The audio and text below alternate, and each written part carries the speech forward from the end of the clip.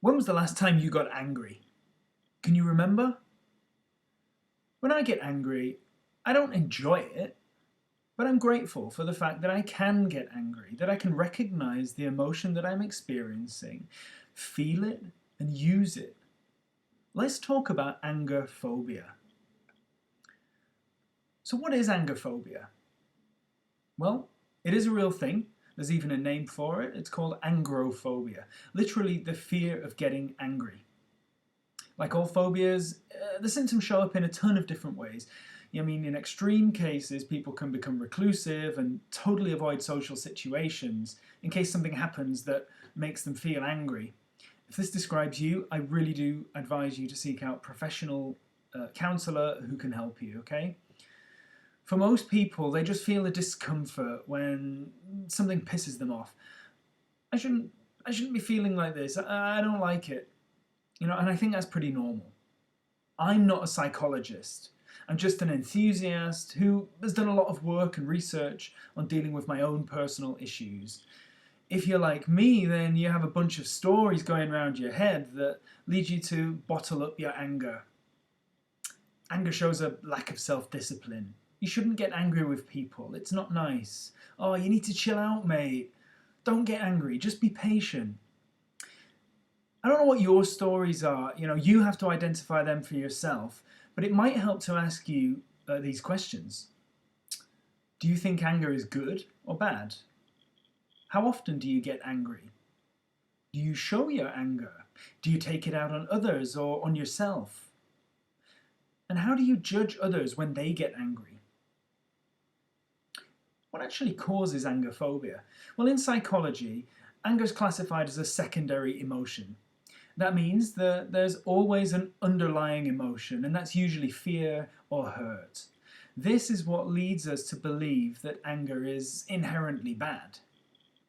Some typical fears might be a fear of loss or abandonment. If I get angry, my wife, husband, friend, dog, whoever will leave me. Fear of being unloved. If I get angry, I won't be able to find a partner or make friends. Or fear of causing hurt and the resulting guilt that comes from that. If I get angry with someone, I'll hurt their feelings and then I'll feel bad about it. Or it could be a fear of retaliation. If I get angry with this person, they'll come back at me twice as hard, slash my tires, post poop through my letterbox, or something worse. Again, these are just suggestions that I've come up with across my research. You have to figure out the fears beneath your own anger issues. Anger phobia can lead to conflict avoidance. Most of the time, as in my case, an unhealthy relationship with anger results in people pleasing. Basically, going out of your way to make sure people don't get angry with you. Taking a passive stance in arguments, so not speaking up when something's important to you. This can eventually lead to becoming disconnected with your own opinions and beliefs. And you end up in a position where you're not even sure what your opinion is or what you truly believe.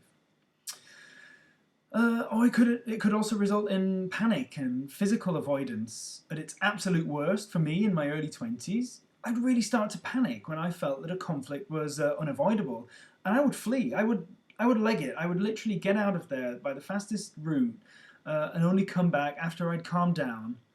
And of course, I'd refuse or really try and avoid talking about the scene, whatever had happened. And of course, there are medical effects of anger phobia as well. The bottling anger is probably no surprise to you that suppressing anger over the long term is proven to cause a number of issues like anxiety, depression, feelings of self-doubt, and low self-worth.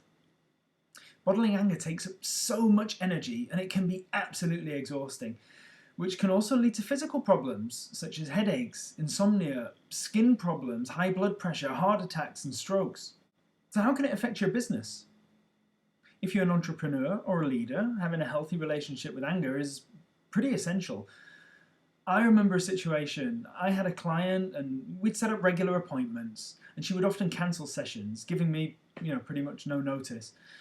When she called to apologize, I'd generally say something like, "Oh, it's fine, don't worry about it, I completely understand." But on the inside, I was raging.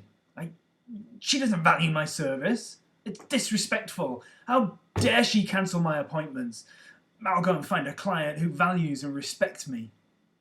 Huh. Do you think it would have been a good idea to let my anger out and rage at her over the phone? Nah, of course not. That would be the worst customer service advice in history. But that's where we get into the difference between being angry and being assertive. The real key to overcoming anger phobia is not to become aggressive. When you're aggressive, in business, you take the no-holds-barred approach. My needs are important and I don't care about yours. If you get in my way, I'll crush you. Yeah. This works for some people, but I'm pretty sure they don't feel good about themselves. And I'm pretty certain they're not listening to this right now. Instead, use your anger as a fuel to become more assertive. What is assertiveness? Well, in the dictionary, assertiveness is someone who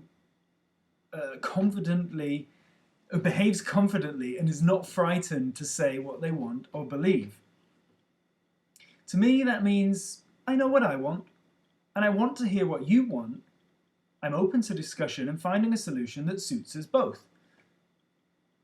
I want to work with people I can truly help, and I have a line that I will not cross. And if that means that we can't work together, then we go our separate ways with no resentment.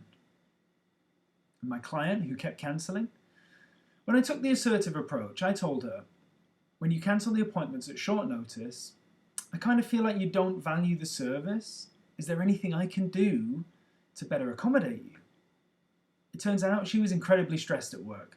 And by changing the time to a later time in the evening, it meant she could attend regularly, and I was able to help her. She was afraid to ask because she thought I would say no. So in the end, anger is an important and unavoidable human emotion. There are a lot of unhealthy ways to express anger, but choosing not to express it is just as dangerous. Bottling up negative emotions like anger can lead to anxiety, depression, feelings of self-doubt, passivity, and conflict avoidance. Find ways to channel your anger into being assertive. I explore some other ways of connecting with anger and other negative emotions in a few of my blog posts. You'll find them on my website, mytime-mylife.org. Thanks a lot for listening, and go out there and get angry.